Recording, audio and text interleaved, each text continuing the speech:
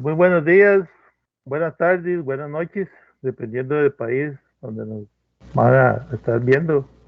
El día de hoy tenemos un invitado muy especial, que es el poeta y profesor Maynor Vargas Chavarría eh, de Costa Rica. Y él es un poeta de los poetas que tienen toda una temática muy novedosa en sus poemas, ¿verdad? Él es de profesión biólogo, entonces también introduce muchos de sus conocimientos de biología y entomología en lo que es propiamente la creación poética, y también pues tiene poemas de tipo romántico y existencial, y en general pues vamos a pasar un rato muy ameno hablando con un gran poeta costarricense y un gran amigo, que por dicho sea paso también practicamos el deporte, practicamos el ciclismo, y es una pasión que nos une como poetas y también como deportistas, ¿verdad? Ahí poquito a poco tratamos de ir haciendo rutas y ir cumpliendo las metas, ¿verdad? Ya no tenemos 15 años, pero ahí poco a poco lo hacemos, ¿verdad? Entonces voy a darle el pase un momentito para que se presente Maynor Vargas Chavarría, y después vamos a leer un poquito acerca de su biografía. Buenas noches, don Maynor, y bienvenido al programa Entre Amigos del Instituto Panamericano de las Letras. Muy buenas noches para aquellos de nuestras latitudes, buenos días para los más lejanos y buenas tardes también para aquellos que nos escuchen y nos ven en diferentes partes de este orbe. Un agradecimiento profundo y sincero a nuestro compatriota Juan León Fallas y al Instituto Panamericano por brindarme esta oportunidad de poder compartir con ustedes un poquito de una de las pasiones que nos unen y nos mantienen cercanos en sentimientos y en actividades. Muy buenas noches. Ok, vamos a proceder a leer un poquito acerca de la biografía de nuestro invitado especial del día de hoy. Dice que don Maynor Vargas Chavarría nace en el Hospital de Heredia, cursó la enseñanza primaria en la escuela Pedro Murillo Pérez y secundaria en el Liceo Rodrigo Hernández Vargas, ambas de la localidad de Barba Heredia. A sus 20 años obtuvo de parte del Ministerio de Relaciones Exteriores y Culto de la Unión Soviética una beca donde, gracias a su esfuerzo, obtuvo el grado de máster en Ciencias Biológicas de la Universidad de Kharkov. De regreso, trabajó en varias universidades públicas y privadas, y en los últimos años ya se ha dedicado únicamente a trabajar para el Ministerio de Educación Pública como profesor de biología, donde actualmente pues se desempeña en dos colegios, ¿verdad? Que tengo entendido, en Hermanos Benavides y en el Colegio de Santo Domingo, el Liceo de Santo Domingo. También escribe poesía y narrativa, cuentos y narraciones cortas su tiempo libre. Entonces, para nosotros es un enorme placer contar hoy con la presencia de don Maynor Vargas, con el cual vamos a conocerlo un poquito más a fondo, y posteriormente pues también vamos a conocer su obra poética. Don Maynor, sos un barbeño de corazón, ¿verdad? Desde chiquillo has vivido siempre en Barba. Me imagino que tienes muchas anécdotas de Barba y gran parte de tu inspiración poética y narrativa tiene que ver con tu infancia en Barba Heredia. Tal vez si nos puedes contar un poquito acerca de la influencia que ha tenido Barba para lo que ha sido el desarrollo de sus poemas y su escritura y de sus cuentos y su narrativa. Sí, buenas noches de nuevo. Efectivamente, soy barbeño de nacimiento. Aquí en Barba nací, crecí, di mis primeros pasos como ciudadano. Me inicié en la escuela Pedro Murillo Pérez, un una institución de renombre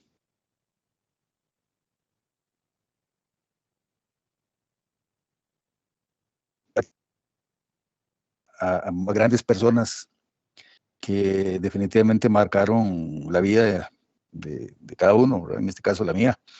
En el Liceo Rodrigo Hernández Vargas de Barba, donde cursé secundaria, encontré a personas también de muchísimo valor. De la escuela, no lo mencioné, pero lo hago. Conocí y tuve el privilegio de ser alumno de la maestra Carmen María Vargas Ulloa, excelente docente de vocación, de aquellas que marcan la vida de las personas entregadas o que hacer con una táctica y una didáctica impecable y envidiable. En secundaria también conocí a grandes personas, a grandes amigos, muy curiosamente por las vicisitudes del destino. Quien fue en aquel momento profesor de ciencias, don Orlando Vindas Villalobos, tuve una vez que me gradué y trabajé en algunas instituciones y mi estado civil cambió de repente. Tuve la grata sorpresa y el grato acontecimiento de sustituir a quien haya sido mi profesor de ciencias en el mismo campo, en el campo de las ciencias. Eso fue en 1992 y fue el momento en que me abrí espacio en el Ministerio de Educación Pública en la docencia. Barba de Heredia es un pueblo muy, muy particular, tiene una gran tradición cívica, popular, que arraiga y encierra mucho de todo lo que a su alrededor se ha tejido. Grandes personalidades han surgido de ahí, Nicolás Aguilar, por citar uno importante de nuestra historia patria. Héroe nacional, declarado Héroe, recientemente héroe por las nacional. batallas de 56, las batallas de Santa Rosa, de Las Rías. Sí, señor. Fue barbeño. Y la batalla de la Trinidad, que es donde él tuvo más que toda la participación, ¿verdad? Sí, ese es su campo, ¿verdad? Y efectivamente lo ha mencionado de la manera correcta. También un poco los mascareros de Barba han tenido una importante tradición y actividad nuestra. Barba tiene curiosidades, ¿verdad? Bueno, la pandemia vino un poco a modificar las costumbres y el quehacer de cada país, pueblo y comunidad. Pero antes de que eso sucediera, era muy común encontrarse casi todos los fines de semana con alguna actividad cultural programada, realizada en el parque de la localidad, que no es el mejor parque, pero que sí se le aprovecha el espacio físico que ofrece, con actividades de todo tipo, culturales.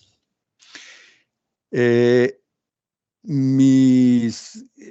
mis primeros escritos, yo le dediqué algunos y me gustaría, lástima que no los tengo a mano, tendría que buscarlos. Le dediqué algunos escritos a Barba, a sus alrededores, a la iglesia, a un señor que siempre apilaba las hojas de las palmeras, que hubo muchas en su momento alrededor del templo parroquial, que ya no están.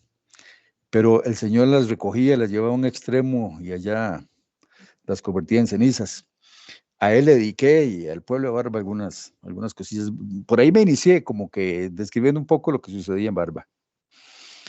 Mi infancia también estuvo, desde luego, marcada por las costumbres del pueblo y por las condiciones en que nuestra vida familiar se desarrollaba en esa comunidad. También esas sí tienen muchísimo más peso pues en mi vida, ¿verdad? Y lo que uno escribe es justamente la suma de todas esas vivencias que han ocurrido en el individuo y Sí, que claro. las decanta uno y las filtra cada cual de su manera, ¿verdad? Sí, claro, claro. Sí, es muy importante, digamos, el arraigo cultural y el acervo cultural que uno va teniendo con su pueblo, ¿verdad? parte de nuestra identidad y parte de la identidad de todos los costarricenses también, pues tiene que ver con las mascaradas y tiene que ver también Claro. la famosa llana, ¿verdad? Y todas esas costumbres, ¿verdad? Se mantienen y todavía se tienen en Barba y también pues en el barrio de Heredia, donde yo soy oriundo, o por lo menos resido. Entonces, parte de todas esas historias, personajes que se van tejiendo en los pueblos, ¿verdad? Nunca falta, digamos, personajes que son típicos, ¿verdad? O sea, personajes muy particulares que nos inspiran una poesía, que nos inspiran un cuento, que nos inspiran una vivencia, ¿verdad? Una narración. Entonces, los poetas y los escritores, pues nos nutrimos de eso, ¿verdad? También de las vivencias, de las cosas que vivimos en los pueblos, de las anécdotas que pasamos con nuestros padres, nuestros abuelos, en los cafetales, ¿verdad? Que hay muchas anécdotas.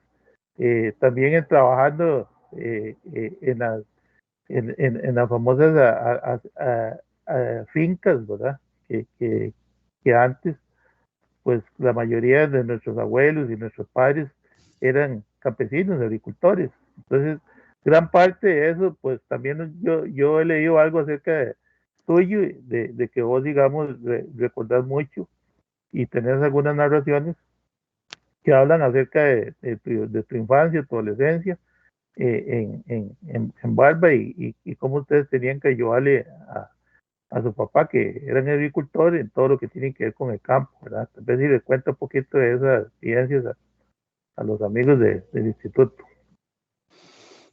Sí, con mucho gusto. Y antes de pasar a esto, solo como ilustración, justamente el 24 de agosto, que está muy próximo, se va a celebrar, todos los años se celebra en Barba el Día del Patrono, San Bartolomé. Y se celebra con una diana, como usted ahorita lo dijo, con bombetas a mediodía y con los payasos a las 2 de la tarde. ¿Verdad? Y esto ha sido la norma desde que yo tengo memoria. Incluso en algún momento, cuando yo era joven, incluso apenas que apuntaba a la adolescencia, la calle céntrica que está entre la plaza y la municipalidad se cerraba y ahí se construía se improvisaba un comedor, un restaurante. Se vendían todo tipo de comidas y bebidas. Hace esto 45 años, ¿verdad? Ok. Definitivamente las vivencias del hogar marcan a la persona. Y en mi casa en particular, mi papá, como usted bien lo dijo, fue una persona trabajadora, un campesino.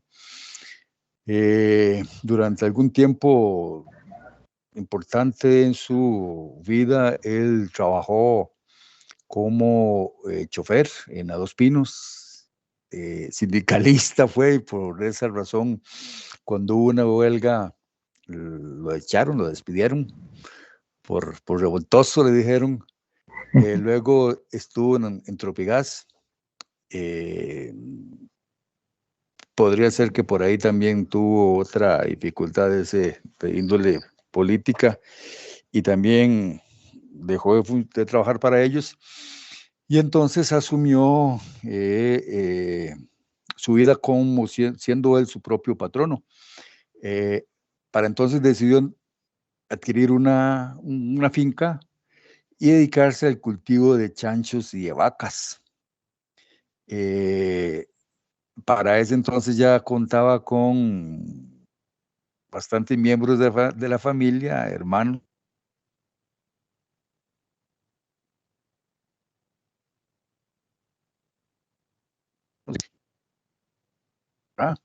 física, y no nos quedó más que ayudarle a nuestro papá.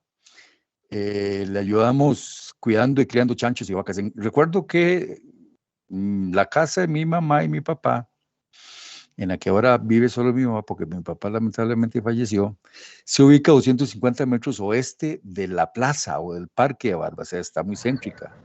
Pero en esa localidad llegamos a tener 40 cerdos en el patio trasero de la casa, o sea, en el fondo de la casa tiene un lote y con mi papá y mis hermanos construimos sus galerones, los techamos, divisiones, piso, etcétera, y ahí tuvimos 40 cerdos que los engordábamos. Papá los compraba delgados y pequeños y nosotros nos encargamos de darles de comer.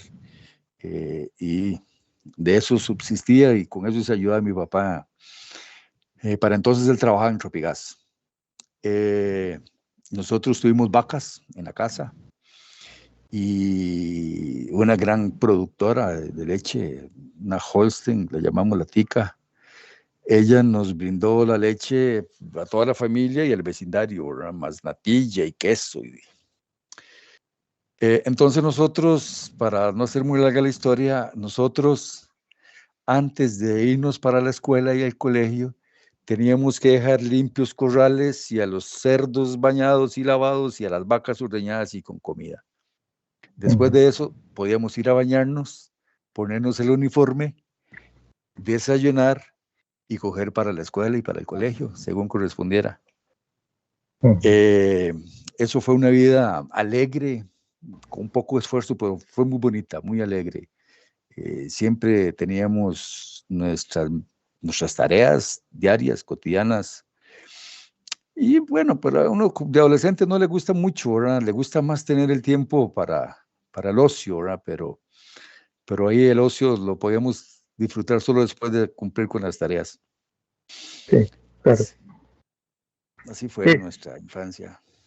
Sí, yo creo que todos, bueno, en alguna otra forma, los que ya peinamos canas, ¿verdad? Estamos de modelos 70 y modelos 60, ¿verdad?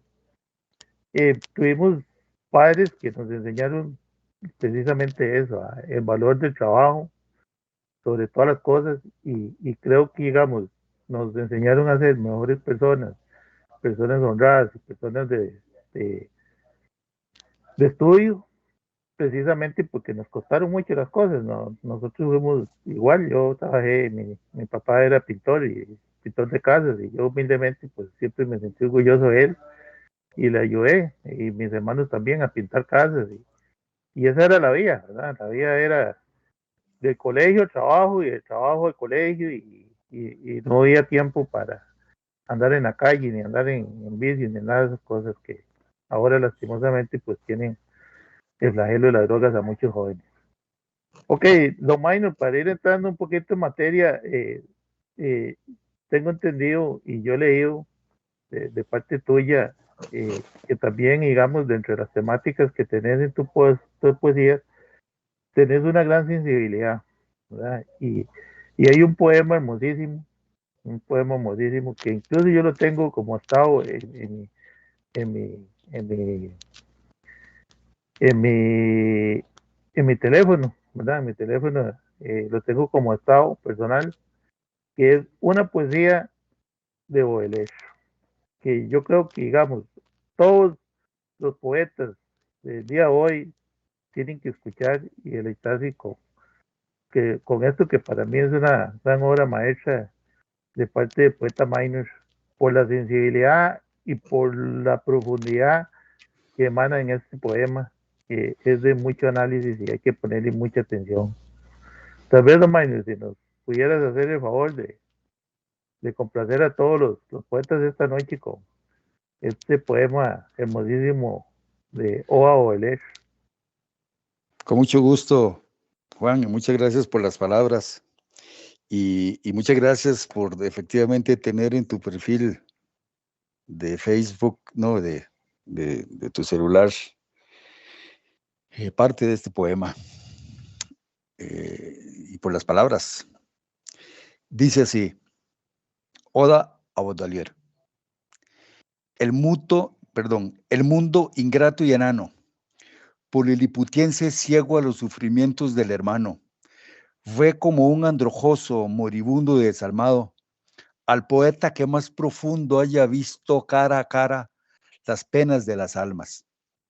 Ah, Baudelaire, tu existencia entre las sombras vertió cual fanal su luz infinita y propia, e iluminó con su verbo a las oscuras sombras de la humanidad obtusa, ciega e impropia.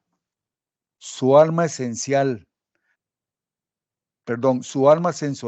hábil de las injusticias detectar, reptó entre aquellas multitudes casi humanas y entre las almas más paganas, descubriendo el resguardo y maldiciendo sin reparo.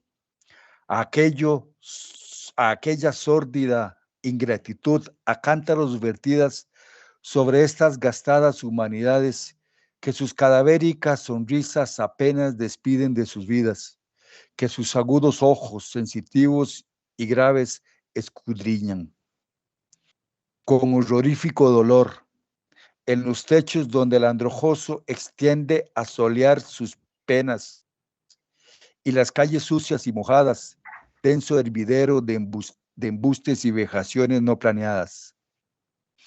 Con agudeza de rapaz al vuelo, todo aquello agrio y desagradable es con amor y odio analizado para ser contado en divinas rimas sanguinolientas a esta parte del mundo de almas ciegas y heladas. Apostado en las esquinas, garita de observador, llenaste tus ojos de todo cuanto el mundo atropellaba, como quien con sus manos trenzadas fue embestido por la bestia y contra el asfalto exiguo se estrellaba. Con telarañas de sonoridad, cual parabólica antena, las vivencias sórdidas y las mudas quejas, en tu cabeza bajo su sombrero recolectaba. Baudelaire renace de las sombras. Baudelaire, para que los llamados casi espectros humanos, quienes con sus almas agrietadas, febriles y mutiladas, aquellos por los que por los campos van, reptando y desconocidos, no permitas que estas vidas ausentes y agonizantes continúen siendo el éxodo de la explotada y olvidada humanidad, pues no ha visto la Europa imperial, indolente e impía, de su vientre surgir, testigo más mesurado, imparcial y elocuente. Ni ha visto a verdugo tan templado que le diga a la gente todo lo que el mundo ha callado. No ha volado más incólume pluma, ni más menuda su esgrima que la honorable, lascivia y fría voz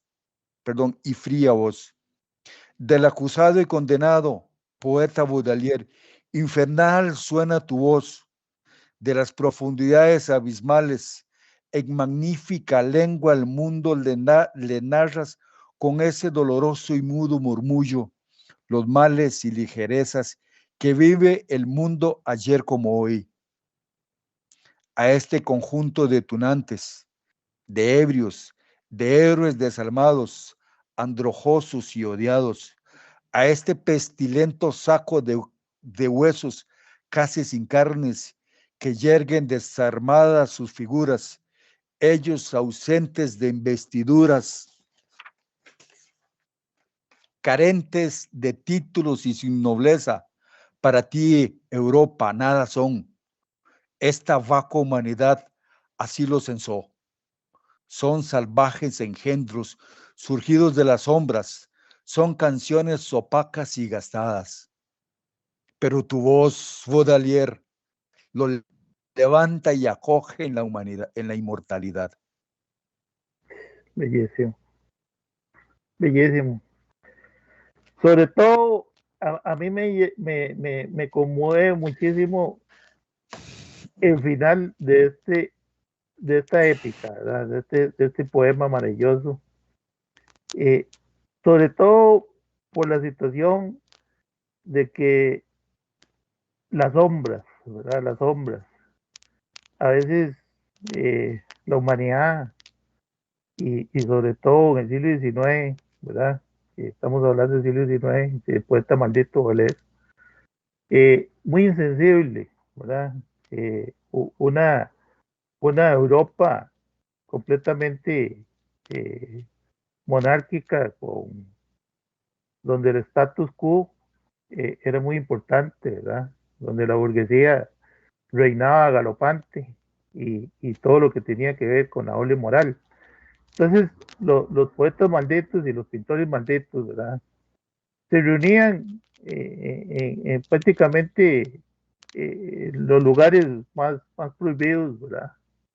Toulouse-Lautrec, en Bolet, eh, en los Moulin Rouge, en el caso París, eh, en las diferentes tabernas, como lo llama Emilio Solá, a, a, a precisamente hacer análisis de, de, los, de, los, de los que nada son, de los desposeídos, de los, de los parias, por ponerle algún término, de los olvidados, ¿verdad? Y de las clases que no tienen ni siquiera derecho a un nombre, ¿verdad? Las clases que no tienen nada. Entonces, yo creo que es muy importante la labor de un poeta, no solo es cantarle a las musas, sino también tener una denuncia social. Y yo creo que en el caso mío, yo hace poquito subí un poema que yo sé que no tiene muchos likes ni va a tener muchos amigos, ¿verdad? Que donde yo denuncio, ¿verdad? Todas las situaciones que está pasando el país, ¿verdad? Con las pensiones de lujo y se llama Nosotros los de abajo. Entonces, eh, el poeta tiene que tener una función social de denunciar y ser valiente y decir las cosas como son. Y yo creo que en el caso de este poema maravilloso, de una manera que para mí pues es muy genial, denuncia las situaciones de injusticia, las situaciones de maltrato y olvido que vivían todos esos seres humanos, ¿verdad? Ya sea producto de la chis, producto de la prostitución, que eran prácticamente, por decirlo así, lo único que les quedaba a ellos para poder llevar la carga social terrible que era el estigmatismo de una sociedad burguesa, ¿verdad? De una sociedad monárquica, de una sociedad completamente que olvidaba a las masas, a los proletarios, a la gente de campo, la gente que vivía prácticamente en la miseria, ¿verdad? Entonces, eh, ese poema para mí tiene una vigencia no solo del siglo XIX, yo me lo traigo a las urbes urbanas, a las grandes urbes que se viven, digamos, actualmente en las ciudades capitalinas, en las favelas de Brasil, lo podemos contextualizar en las grandes urbes de Nueva York, donde pululan esas almas que deambulan ahí como sombras, como zombies, y que nadie se acuerda de ellos ni nadie vela por ellos. Y entonces yo creo que ahí, incólume, como dice usted en alguna parte, la voz del poeta se tiene que hacer sentir para respaldar y hacer visible la voz de los que no tienen voz, ¿verdad? Entonces creo que es maravilloso esa parte que tiene que ver con esa denuncia social y seguiremos por esa línea, porque si bien es cierto, los poetas le cantamos al amor, le cantamos a la musa, le cantamos a la luna, como dicen, pero también tenemos que tener el deber y la obligación de hacer denuncia social y de ser valientes y de hablar de temas de nuestra sociedad que tiene que ver con el proletariado, que tiene que ver con la injusticia social, que tiene que ver con la distribución de la riqueza, que tiene que ver con los pobres. Y yo creo que, minor, esa es parte de la labor que nosotros tenemos como poetas y no podemos discriminarnos y decir, bueno, sí, nosotros solo le cantamos al amor y nos olvidamos que vivimos en un mundo que tiene injusticias, que tiene pobres, que tiene los problemas de las guerras, que tiene los problemas de los desplazados, que tiene problemas ecológicos, todo eso no podemos ser ajenos. Y esa es parte de la temática que nosotros como poetas tenemos que ir retomando.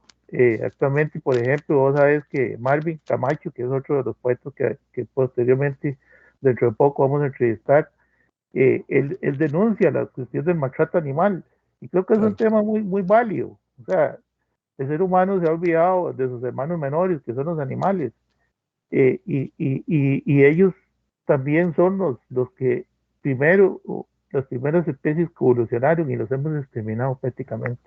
Entonces, el ser humano ha sido muy pernicioso y sobre todo con el capitalismo atroz ¿verdad? Que se inicia prácticamente en el siglo XIX, que Marx habla mucho del proceso, cómo se formó el capitalismo, ya fue generando todas estas contrariedades y todas estas ambigüedades que denuncian ya los poetas malditos, los pintores malditos, Toulouse-Lautrec, el Molino Rojo, que se convirtió en todo un símbolo, y realmente lo que ahí había era carne humana que no valía nada, pero que para un artista lo ve con otros ojos y un poeta lo ve con otros ojos. No sé si opinas igual que yo o quieres agregar algún comentario a esta mi apreciación, ¿verdad? Es mi óptica, ¿verdad? Completamente de acuerdo. Y la verdad es que usted ha escrito muy bien el contexto en que esto sucedía en el tiempo aquel en que Baudelaire andaba recogiendo de las aceras, de los bares, de las cantinas, de todo sitio donde él transitaba, todas las vivencias que le afectaban a aquellas personas desposeídas de abolengo, ¿verdad? Porque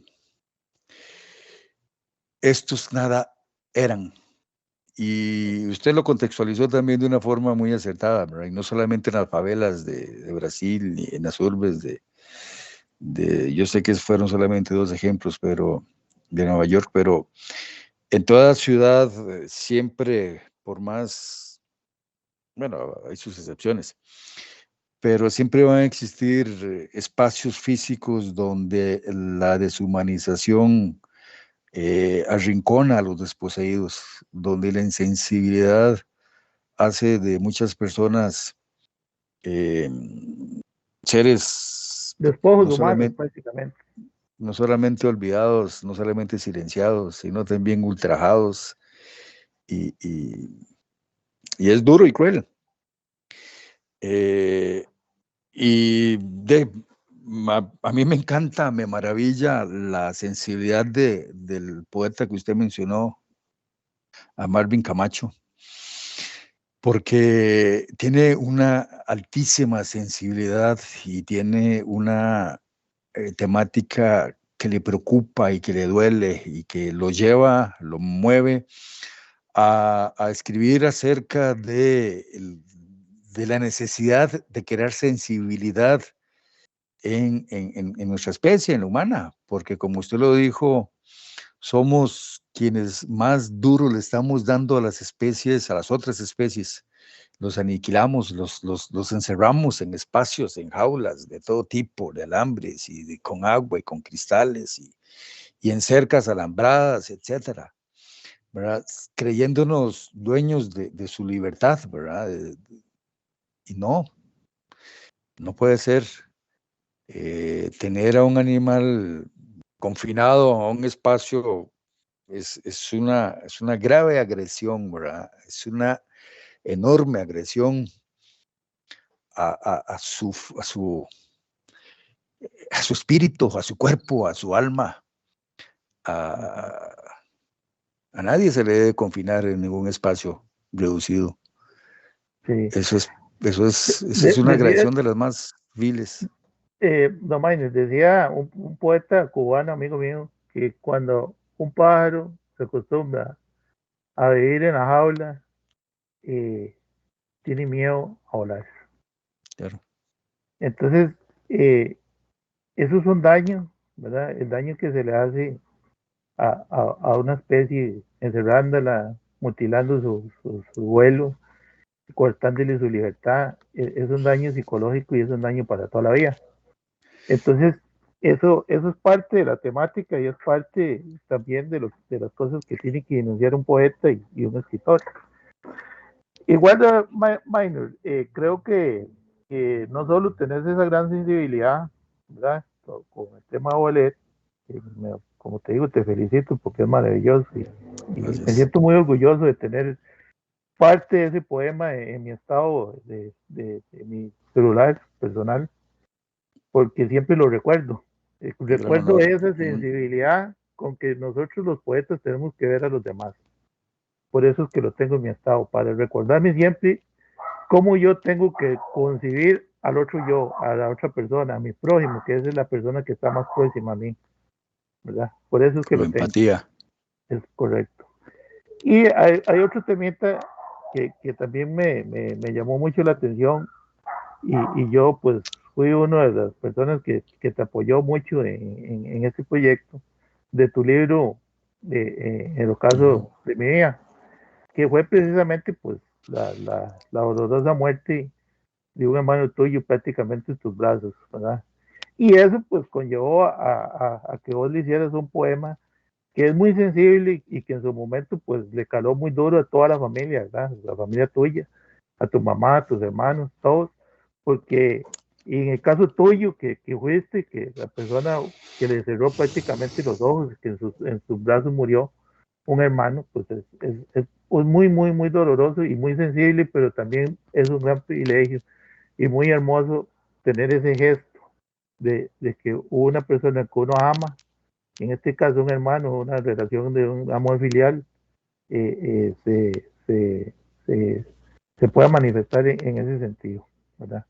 Entonces, nos gustaría muchísimo que tal vez nos contaras un poquito o que una vez procedas a la lectura de este poema que se llama En el ocaso de tu vida.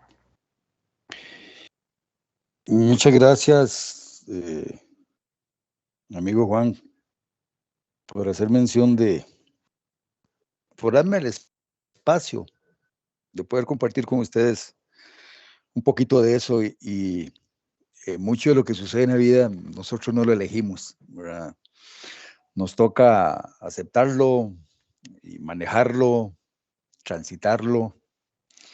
Y fue justamente lo que la vida me presentó y me dio en este trance, en ese momento histórico importante, porque si bien nosotros somos 7 hermanos, hombres y 2 mujeres, 9 en total hermanos, es con mi hermano Luis, con quien en el tiempo en que Dios lo tuvo entre nosotros, con quien más disfruté y con más compartí. Por ejemplo, nosotros íbamos junto, mi hermano Luis y yo, junto con un primo, a visitar a unas muchachas, noviecitas que llamamos en aquel entonces, nos íbamos a Santo Domingo.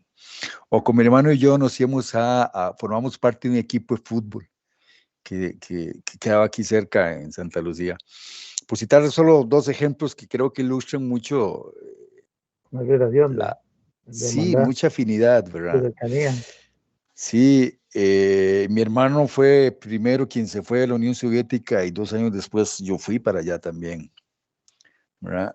Y en el ocaso de la vida de mi hermano, que yo le puse al libro como título, En el ocaso de tu vida, al poemario, sucedió que justamente eh, por casualidad, que no existe, me tocó, me eligió él tener que acompañarlo hasta el último momento de su vida. Y como usted ahorita lo dijo, me correspondió, tuve la suerte, o no sé, pero sí me tocó tener eh, que asistirlo hasta el último momento, hasta el último suspiro. Lo tuve en mis brazos, bajo mi responsabilidad, pero, y como dice una parte del poema, que estoy viendo acá, tuve que dejarlo ir, ¿verdad? Porque, y se lo describo así muy rapidito, fue todo un trance, ¿verdad? Él sufrió un paro cardíaco, yo lo bajé del carro donde él estaba, le di reanimación hasta donde pude. Mientras lo hacía, el color a su cuerpo, a su cara, le llegaba primero rosadito, después celeste, es mentira, gris, no sé, moradillo, después pálido, después lo seguía otra vez rosado, ¿verdad? Hasta que se enfrió en mis manos, ¿verdad? Y entonces tuve que ir porque estábamos lejos de la civilización, digamos, andábamos en el monte en busca de musgo y otros derivados de las plantas. Y ahí sucedió el percance.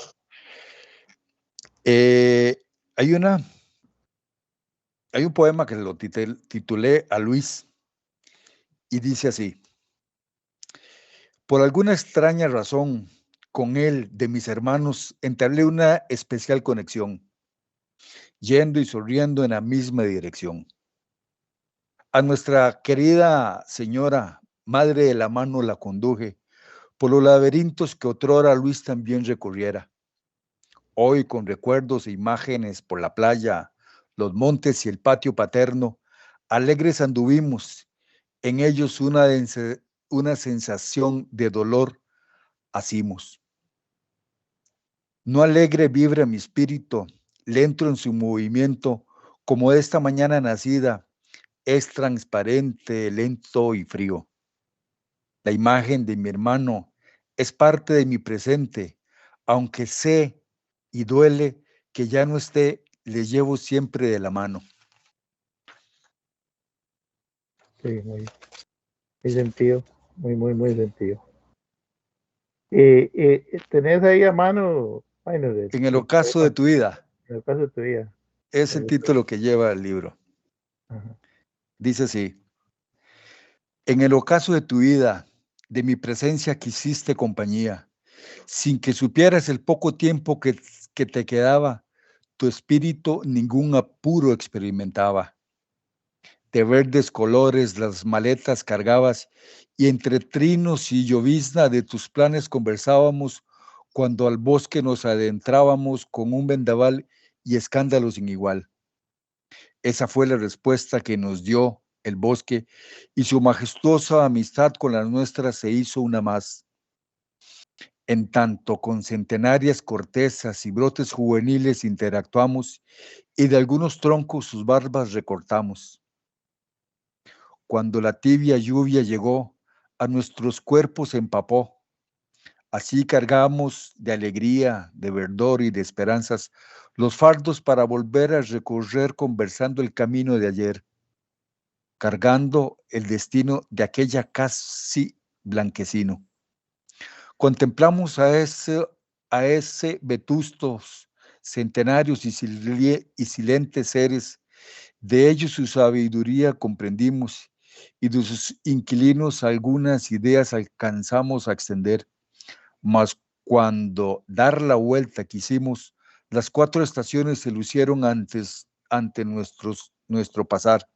Y es que curiosamente estábamos en un claro del bosque y de repente vimos, ¿verdad?, que efectivamente se oscureció, llovió, aclaró, ¿verdad?, como si fueran efectivamente las 4 estaciones, que lo veíamos por un espacio que había quedado como un círculo entre el dosel de árboles y en el camino en que nos encontrábamos.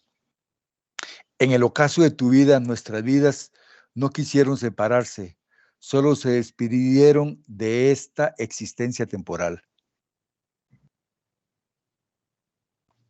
Sí, muy bello la forma en que termina, a pesar de ser triste, es como esperanzador, ¿verdad? Y yo creo que, digamos, a tu madrecita, digamos ya está muy viejita, y yo tengo el honor de conocerla, eh, le llenó muchos sentimientos, se le llenaron mucho los ojitos de agua, pero yo creo que ese final también le dio mucha paz, ¿verdad? El saber de que digamos, en las creencias y toda la cuestión, ¿verdad? Ella sabe que en un determinado momento, pues, un distanciamiento temporal y que en algún momento, pues, en otro plano existencial, pues, lo va a ver y va a gozar con él y con todos los demás hermanos que en la vida, pues, todos tenemos un ciclo, ¿verdad? Nacemos, Sí, crecemos, nos reproducimos y morimos, ¿verdad? mi mamá es una gran guerrera, tiene 84, ya casi cumple 85. Y la muerte de mi hermano, pues por supuesto que fue un golpe muy sensible para ella, sobre todo porque de mi hermano como cuidaba mucho de ella, ¿verdad? Y le costó muchísimo poder aceptar la partida de un ser tan querido como decía, además fue una persona, ¿verdad? No es porque ya no está, sino que, y porque se acostumbre a los ausentes decir que eran buenas personas, por mi hermano era una persona excepcional, ¿verdad? Y aquí tengo uno más, si me permite, Claro, Juan, claro. que se llama De espaldas al mundo. Esto describe un poquito las vivencias esas de las que conversaba. Dice, ay ser, que en figuras todo lo dibujas. Cuando caído de espaldas al mundo, las diminutas gotas de dulce líquido resbalando por tu tez la limpiaban. De este tu sudor frío y profundo, cuando yacías de espaldas al mundo y tu cuerpo volaba al prado vecino, en las raíces de este húmedo y solitario roble anidó tu cálido aliento, y su tibieza se transformó en gélido y ausente del halo divino. Ahí tu cuerpo entre mis manos sostuve. Entonces tu mirada alegre y ágil de tu faz la vi caer, y con dolor obligado a dejar rodar tu sonrisa amable y locuaz. Tu mirada dulce, alegre y agradecida, tu cuerpo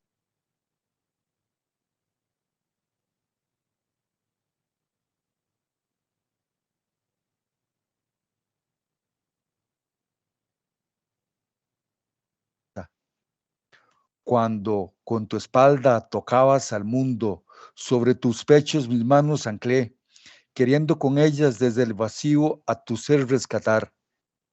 Y tras golpes que daba en ocasiones, tu sonrisa sacaba, a pesar de apresar tu pecho tibio, tu tez y manos se enfriaban. Cuando tu espalda cubierta de gélido abrigo se hacía uno al húmedo suelo, de a poco iba perdiendo mi consuelo y en este trance abominable de este mundo le vi alejarse, dejando que mi mano de la suya resbalara para que pudiera al de las ánimas pasar. Muy, muy elocuente, muy descriptivo, eh, y muy bello también, el saber que, digamos, tuviste esa oportunidad de que te diera algunos gestos bonitos, ¿verdad?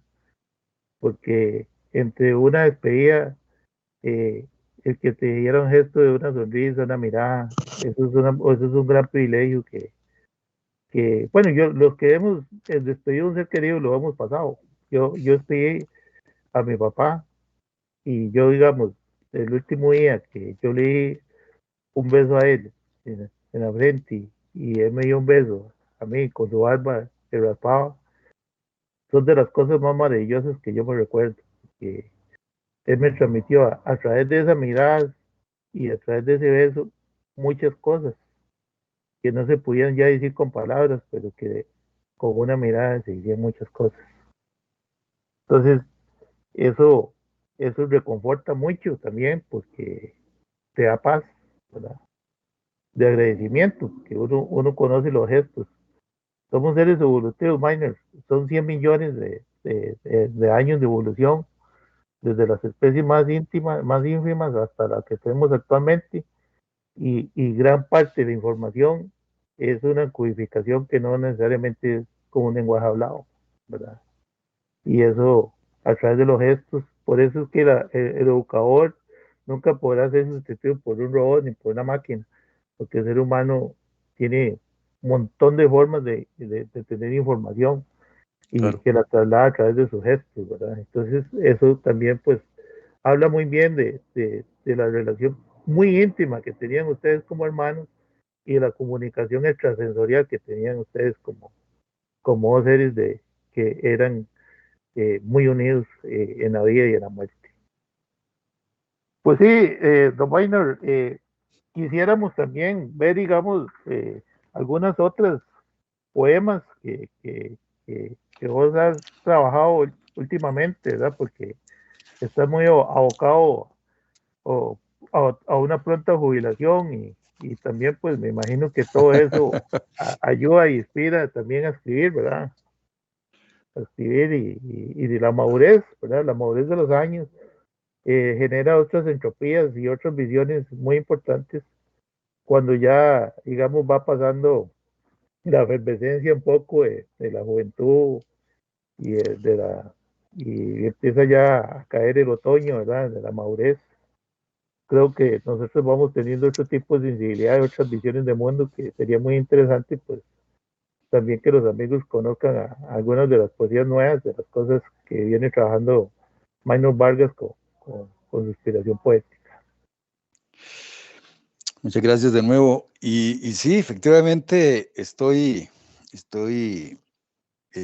ya presenté el trámite, la solicitud para acogerme a la jubilación.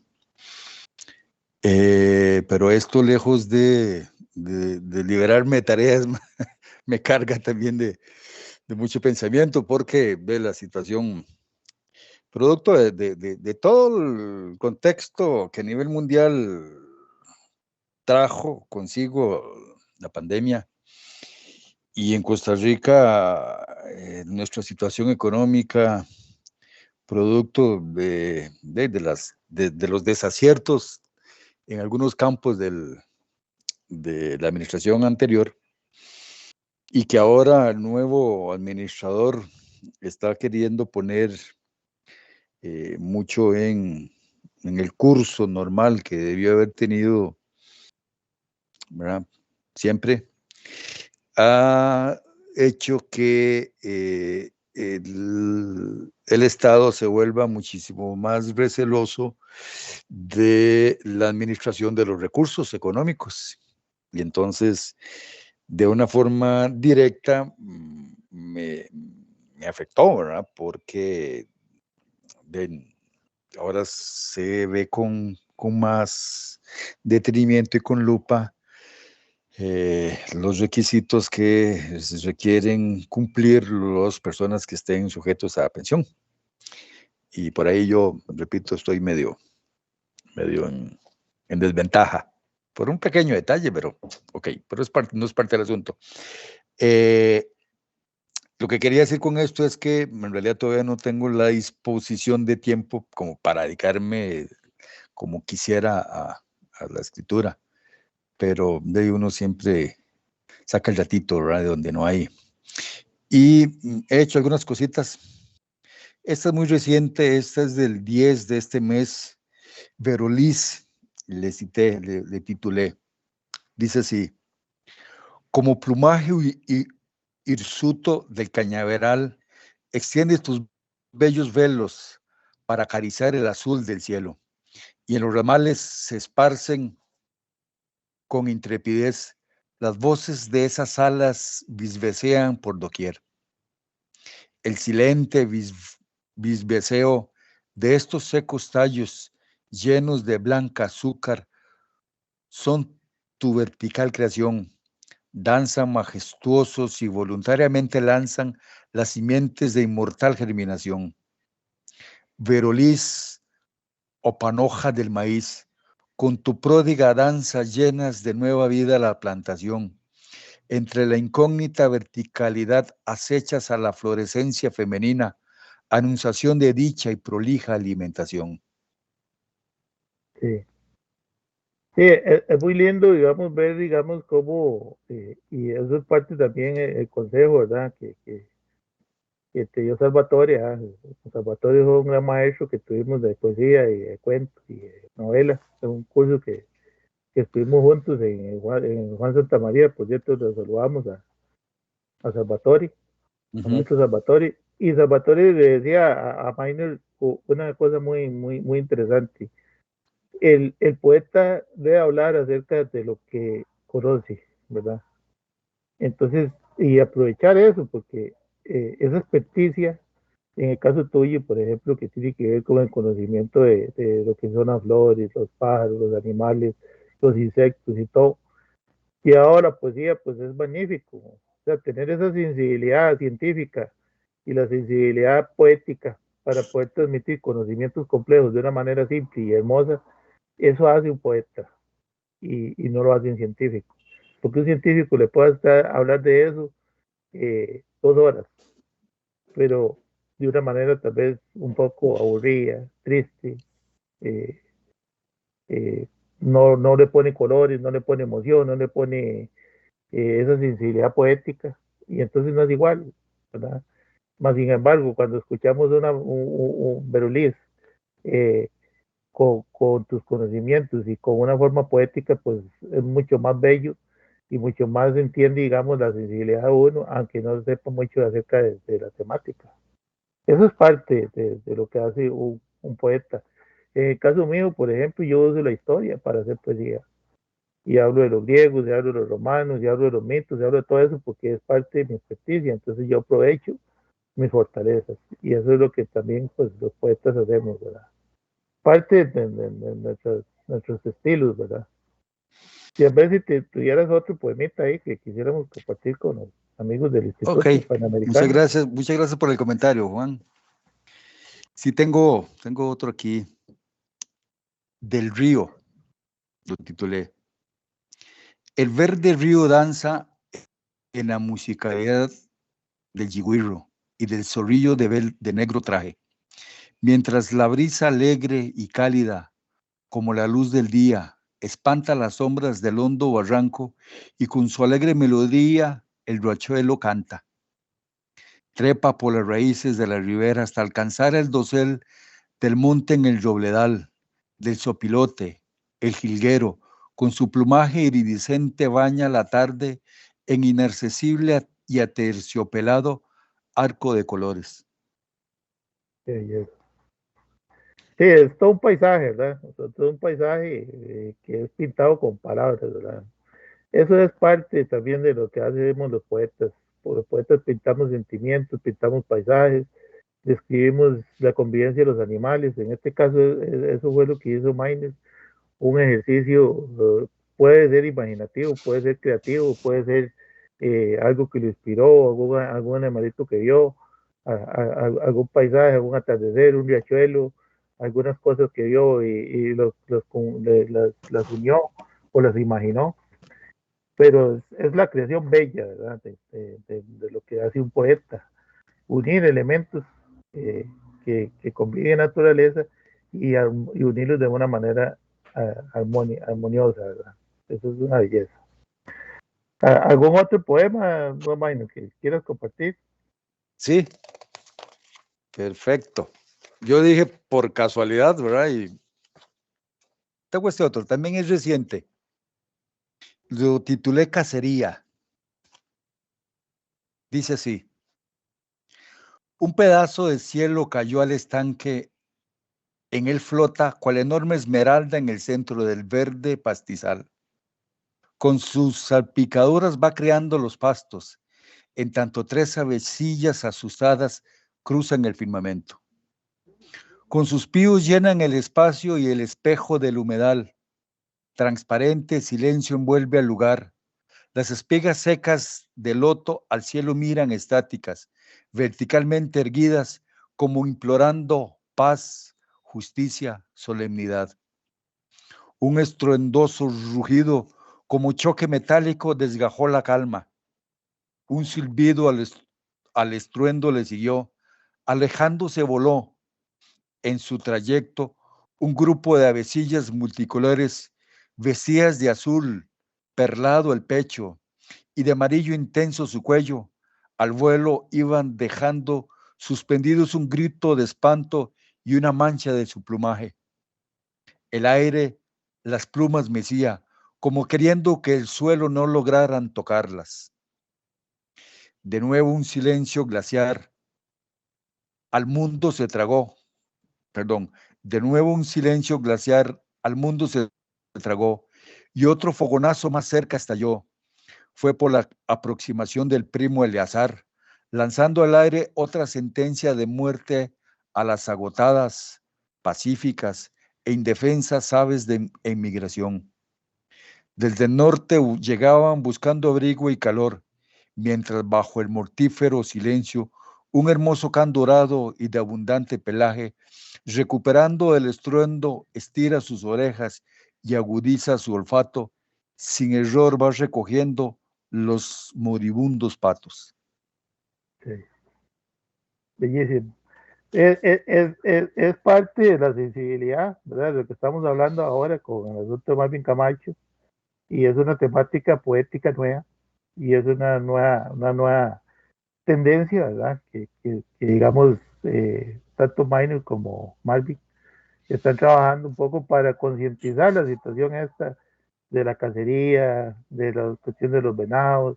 Incluso en el libro de Marvin Camacho, Cuentos Fáunicos, cuenta sobre esas tragedias de la inhumanización y lo que hemos hecho con los animales, con nuestros hermanos menores, las cacerías, la pesca indiscriminada, la pérdida de especies, todo ese tipo de cosas. Y entonces, pues este poema hermoso con el que Maynard nos ha deleitado, que tiene que ver con la cacería de patos, pues eso es bellísimo cómo lo logra ir manejando hasta darnos toda pues una imaginación clara de cómo se dio ese proceso de cacería y cómo el perro al final pues recoge a su presa, ¿verdad? Con su instinto cazador. Don Minor, el tiempo, ¿verdad? Que es nuestro peor enemigo, ¿verdad? Siempre nos gana y siempre se pasa ligero cuando se conversa con un amigo y con un gran poeta. Yo le agradezco a nombre del Instituto Panamericano de las Letras eh, el tiempo y la gentileza que ha tenido para poder eh, acceder a esta entrevista. Y igual también le doy las gracias a nuestro técnico José, ¿verdad? Nuestro técnico de transmisión, por el tiempo que él dedica también a darnos soporte técnico. Y a O'Minor, si quiere decir algunas palabras finales para despedirse de todos los amigos poetas del Instituto Panamericano de las Letras. Muchas gracias a usted, Juan León Fallas, a don José Hernández García y a toda la audiencia que tan amablemente se permitió y se sirvió escucharnos. Ha sido para mí un gran honor poder formar parte de esta gran familia que el Instituto Panamericano de las Letras va conformando, va reuniendo y, y aquí estamos, y muy amable por la gentileza de la invitación. Ha sido un Claro, placer y un honor. claro, igual le invitamos a todos los amigos a que nos sigan, ¿verdad? Y los esperamos hasta un próximo programa entre amigos. Igual les damos un caluroso abrazo virtual a la distancia y muchas gracias, Domaino, nuevamente y a Placer. José, y nos vemos en el próximo programa entre amigos. Hasta luego, Hasta luego y Maino, gracias. muchísimas gracias. Buenas noches. Buenas noches.